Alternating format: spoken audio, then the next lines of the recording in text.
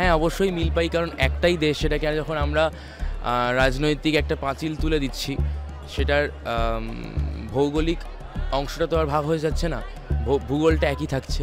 কলকাতার বাংলা ভাষায় একটা বলার ভাবের প্রকাশের ক্ষেত্রে টোন রয়েছে, কিন্তু ঢাকার এই বাংলা ভাষার বলার ক্ষেত্রে কোনো টোন নাই।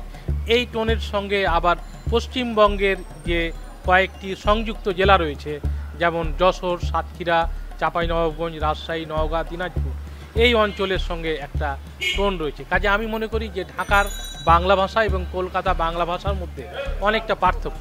ভালো লাগে বাংলাদেশিদের, ওদের ভাষার কথাবার্তা বলে বেশ একটা ভালো টান ধরে, একটা বেশ ভালো একটা কি বলবো না, একটা ভালোবাসার বই প্রকাশটা বেশ ভালো একটা আসে আর কি। কিছু কিছু শব্দ আছে যেটা দেখা যায় আমরা একই শব্দ ইউজ করি, বাট মানে পার্থক্যটা থেকে যায়, মানে তারা এক ধরনের মানে একটা বিষয়কে উল্লেখ করছে, আমরা আর একটা বিষয়কে উল্লেখ করছি।